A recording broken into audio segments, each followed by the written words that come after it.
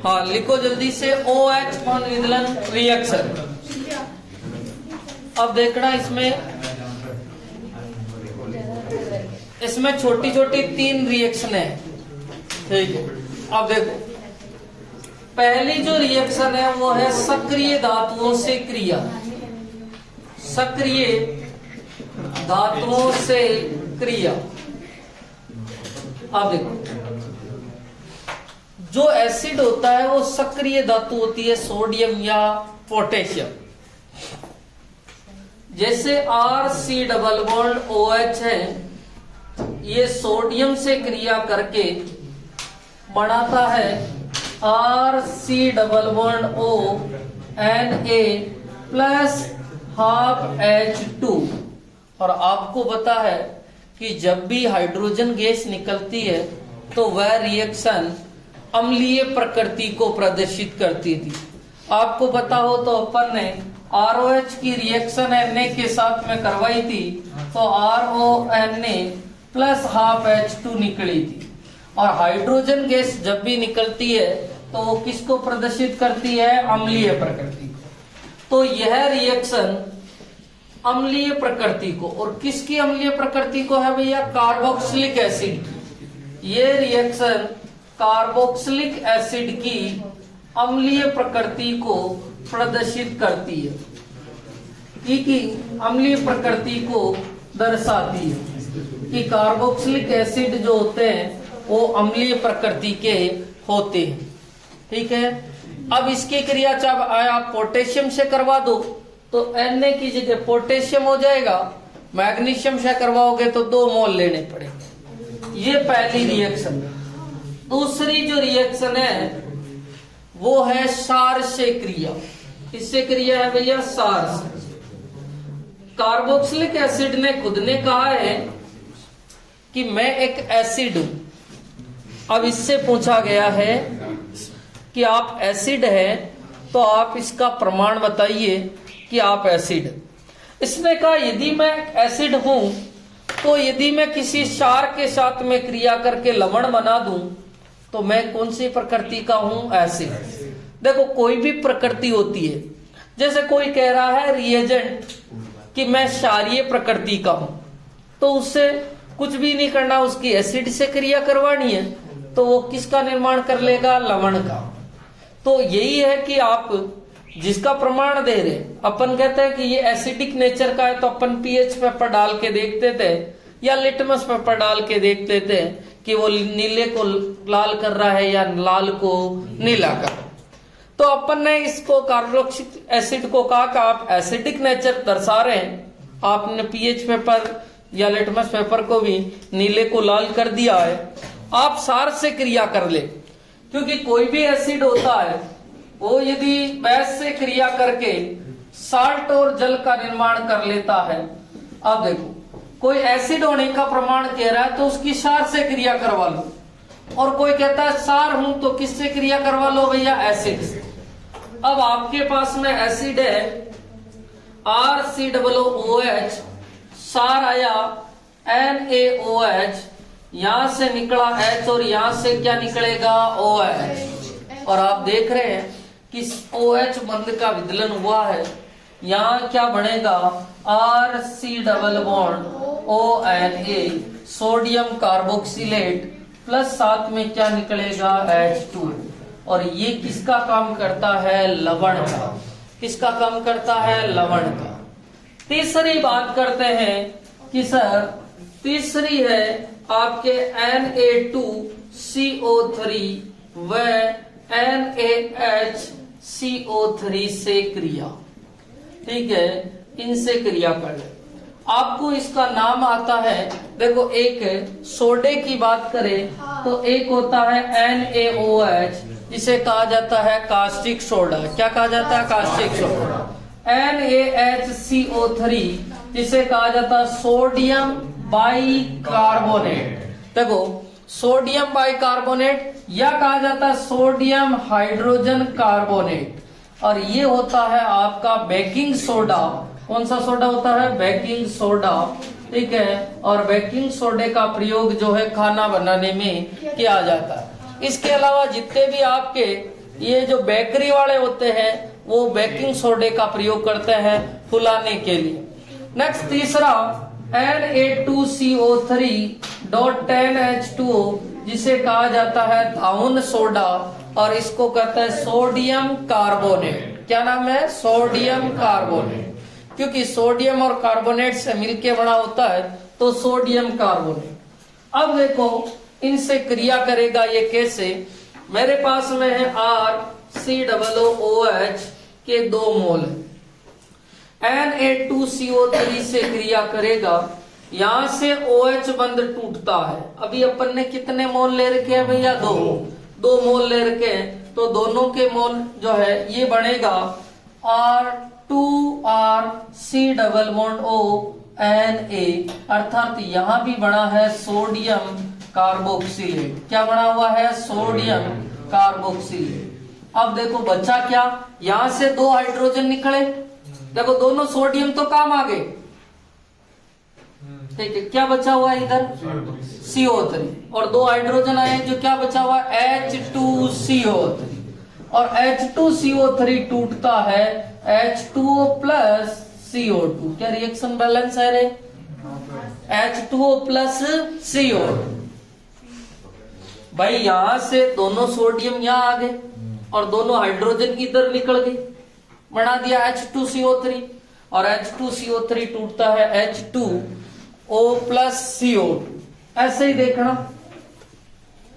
अब की बार मैं 1 मोल ले रहा हूं क्योंकि 1 सोडियम है उसके पास में NaHCO3। अब देखो इधर, यहां से सोडियम इधर आ जाएगा और हाइड्रोजन इधर आ जाएगा। क्या बनेगा भैया?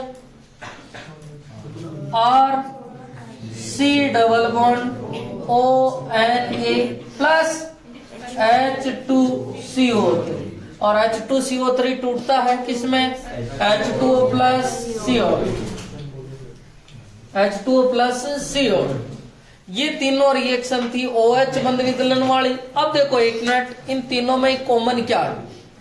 पहली बात है कि OH बंध का विदलन होता है, तीनों में देख सकते हो। यहां भी OH बंध का विदलन हुआ है, यहां भी आपके OH बंध का विदलन हुआ, और यहां भी किसका बंध का विदलन हुआ है? OH। दूसरी बात है, तीनों में साल्ट जो बना है वो सोडियम कार्बोक्सिलेट बना है, तीनों का साल्ट समान है, अर्थात ये तीनों रिएक्शनें कार्बोक्सिलिक एसिड की एसिडिक नेचर को प्रदर्शित करती है, क्योंकि इसमें से हाइड्रोजन गैस निकल रही है और हाइड्रोजन गैस का निकलना एसिडिक नेचर शो करता है। दूसरा, इसने क्षार के साथ में क्रिया करी और क्षार के साथ में क्रिया करके लवण बना रहा है, मतलब एसिड था, एसिड ही तो। यदि आप बेस की बेस से क्रिया करवा दो तो उससे साल्ट का निर्माण नहीं होगा। एसिड की एसिड से रिएक्शन करवाने पे भी साल्ट का निर्माण नहीं। और तीसरा, ये भी साल्ट है और यहां से भी आपको पता है H2O प्लस CO2 निकल। ठीक है, लिखो जल्दी से को। एक मिनट, दूसरा पार्ट है एल्किल समूह, क्योंकि अपने को पता है एसिड होता है RC≡OH। ये वाली बातें अपन सारी कर चुके हैं। अब केवल किसकी बात करनी है? R समूह। R समूह एल्किल समूह या हाइड्रोकार्बन भाग में प्रतिस्थापन रिएक्शन, और उसका पहला प्रकार, क्योंकि 2 प्रकार थे, एक हेलोजनन रिएक्शन लिखाया था और एक वलय प्रतिस्थापन। उसमें से हेलोजनन रिएक्शन या उसी का नाम है हेल-वोलार्ड-जेलेंस्की रिएक्शन, इसको जरूर लिखना, नेम रिएक्शन है हेल-वोलार्ड-जेलेंस्की रिएक्शन। लिखे? हाँ, एक हेडिंग लिख लो, हेलोजनन रिएक्शन या हेल-वोलार्ड-जेलेंस्की रिएक्शन। लिखे? लिखना। ए से कार्बोक्सिलिक एसिड, इसमें लिखना ए से कार्बोक्सिलिक एसिड, ऐसे कार्बोक्सिलिक एसिड जिनमें अल्फा H उपस्थित होता है, ऐसे कार्बोक्सिलिक एसिड जिनमें अल्फा H उपस्थित होता है,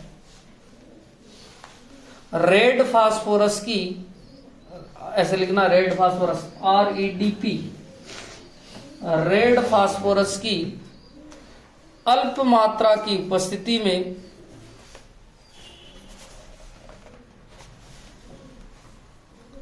रेड फास्फोरस की अल्प मात्रा की उपस्थिति में क्लोरीन या ब्रोमीन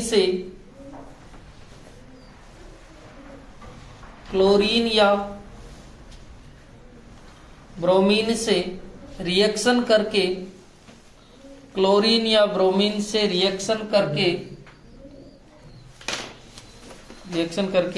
अल्फा हेलो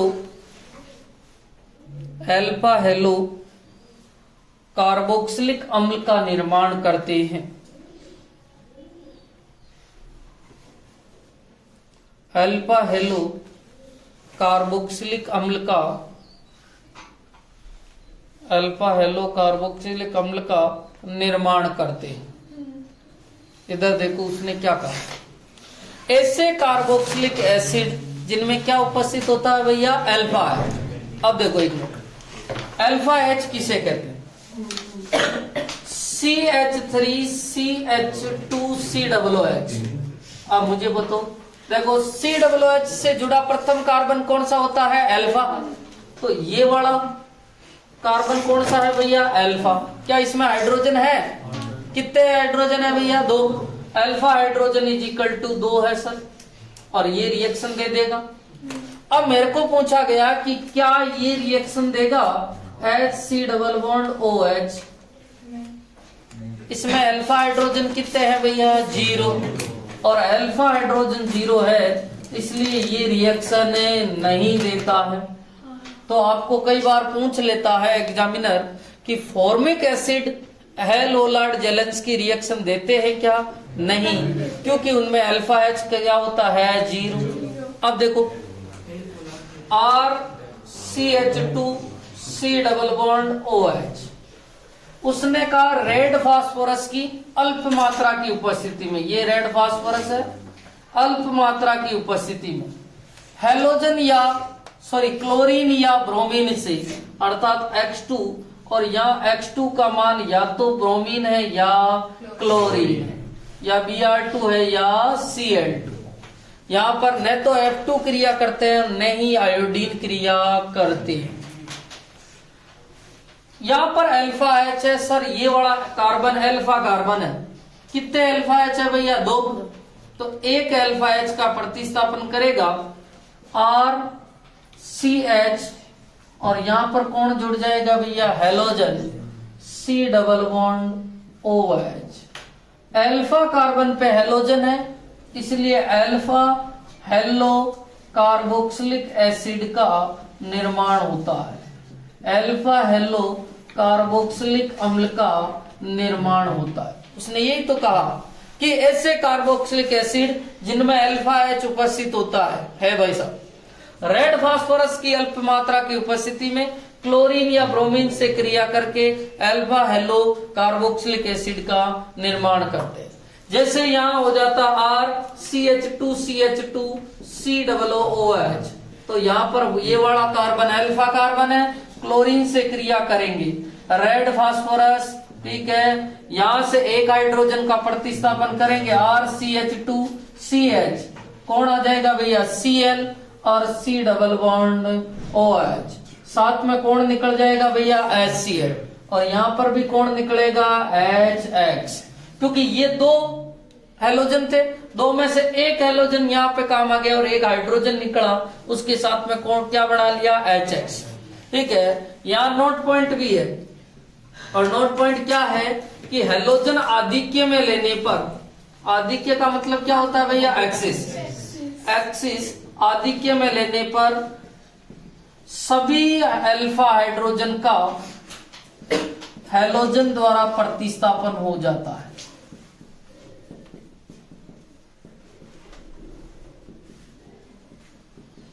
क्योंकि हाइड्रोजन के स्थान पर हेलोजन आ गया, जैसे CH3 C♯OH, कितने अल्फा हाइड्रोजन है भैया, 3, अल्फा हाइड्रोजन बराबर 3। मैंने क्लोरीन से क्रिया करवाई और क्लोरीन को किस में ले लिया भैया, आदि के। रेड फास्फोरस की अल्प मात्रा की उपस्थिति में क्लोरीन ने कहा जितने चाहिए उतने ले लेना, ठीक है। यहां पर 3 हाइड्रोजन थे तो 3 क्लोरीन जुड़ गए, C double bond OH plus कितने HCl निकलेंगे भैया, अरे भाई कितने हाइड्रोजन का प्रतिस्थापन किया है, 3, तो क्या निकल जाएंगे 3HCl। और यहां भी रिएक्शन को बैलेंस कर देते हैं। जब भी आधिक्य में ले लेवे तो सारे अल्फा हाइड्रोजन का क्या हो जाएगा, प्रतिस्थापन।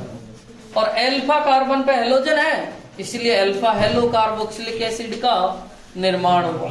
ये कौन सी रिएक्शन है भैया, हेलोलार्ड जेलेंस्की रिएक्शन। देखो जल्दी से, हाँ 1 मिनट हेडिंग डालना, वलय प्रतिस्थापन रिएक्शन हेलोलार्ड जेलेंस्की रिएक्शन के बाद में, और इसमें लिखना एरोमेटिक कार्बोक्सिलिक एसिड, इसमें लिखना एरोमेटिक कार्बोक्सिलिक एसिड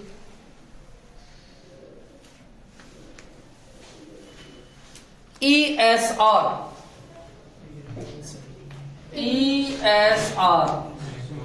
ESR का मतलब होता है इलेक्ट्रोफिलिक सब्स्टिट्यूशन रिएक्शन, या इसको मैं लिखूं तो इलेक्ट्रॉन सनई प्रतिस्थापन, इलेक्ट्रॉन सनई प्रतिस्थापन रिएक्शन दर्शाते हैं। इलेक्ट्रॉन सनई प्रतिस्थापन रिएक्शन दर्शाते हैं जिसमें COOH समूह अर्थात कार्बोक्सिलिक समूह, मेटा निर्देशी, जिसमें COOH समूह मेटा निर्देशी होता है, जिसमें COOH समूह मेटा निर्देशी होता है। शुरू से बोल रहा हूं, एरोमेटिक कार्बोक्सिलिक एसिड ESR का मतलब होता है इलेक्ट्रोफिलिक सब्स्टिट्यूशन रिएक्शन या इलेक्ट्रॉन सनई प्रतिस्थापन रिएक्शन दर्शाते हैं, जिसमें COOH समूह मेटा निर्देशी होता है। देखो आपको पता है एरोमेटिक कार्बोक्सिलिक एसिड, और एरोमेटिक आते ही आपके दिमाग में आ गया कि बेंजीन वलय भी होगी, और आपको ये सिखाया गया है कि जब भी बेंजीन वलय उपस्थित होती है वो ESR रिएक्शन दर्शाते हैं, इलेक्ट्रॉन सनई प्रतिस्थापन रिएक्शन भी दर्शाते हैं। और ये दो मुख्यतया इलेक्ट्रॉन सनई प्रतिस्थापन रिएक्शन दर्शाता है।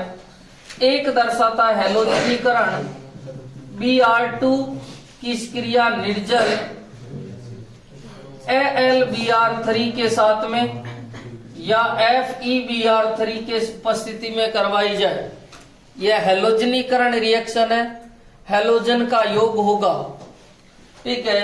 और दूसरी रिएक्शन है concentrate HNO3 plus concentrate H2SO4, और ये जो रिएक्शन है इस ऊपर वाली रिएक्शन का नाम तो है हैलोजनीकरण, और नीचे वाली रिएक्शन का नाम है नाइट्रीकरण।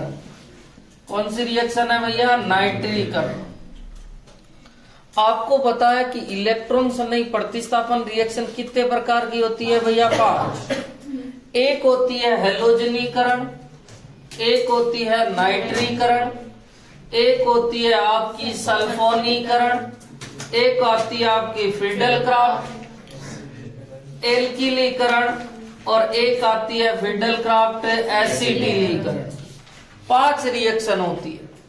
उनमें अपन लिखते हैं कि हैलोजनीकरण में होगा H2 और निर्जल AlCl3 हो सकता है, AlBr3 हो सकता है, या कोई लुईस एसिड हो सकता है। दूसरा अपन पढ़ते हैं नाइट्रीकरण में अपन कहते हैं इस सांद्र HNO3 प्लस सांद्र H2SO4 होगा।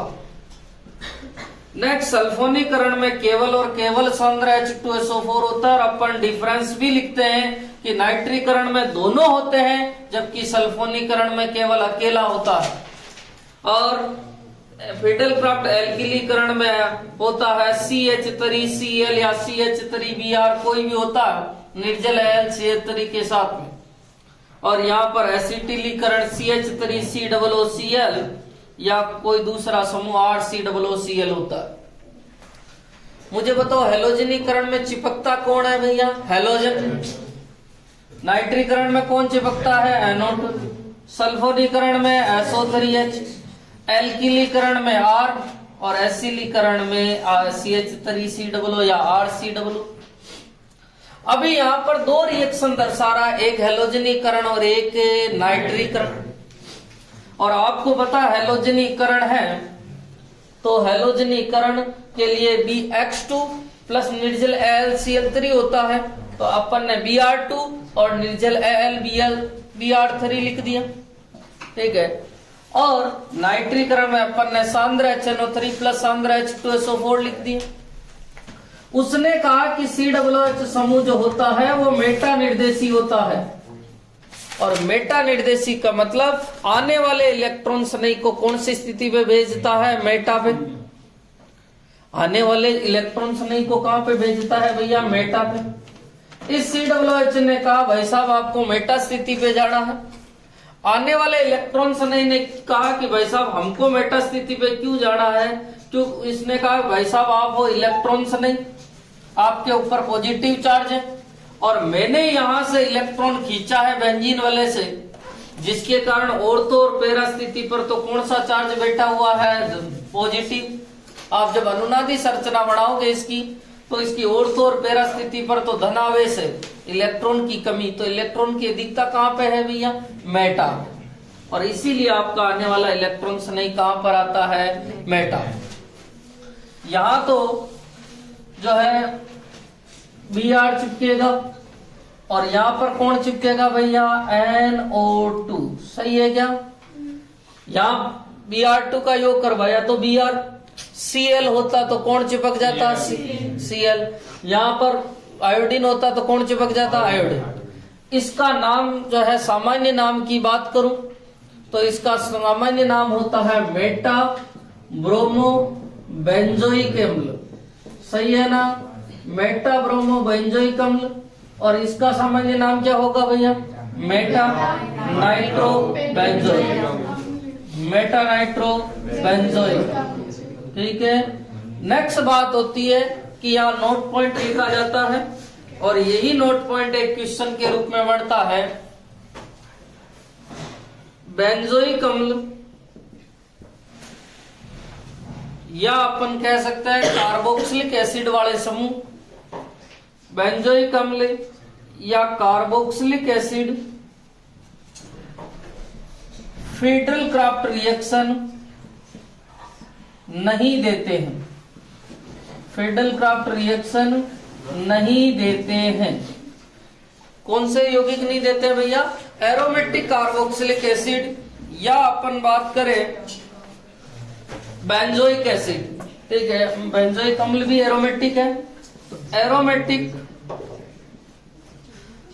कार्बोक्सिलिक एसिड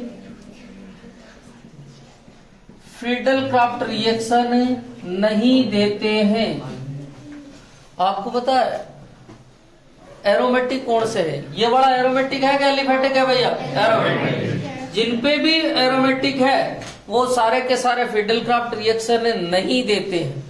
आगे क्वेश्चन बढ़ता है कि एरोमेटिक कार्बोक्सिलिक एसिड फिडेलक्राफ्ट रिएक्शन नहीं देते हैं, क्यों? आगे अपन क्वेश्चन बढ़ाएंगे।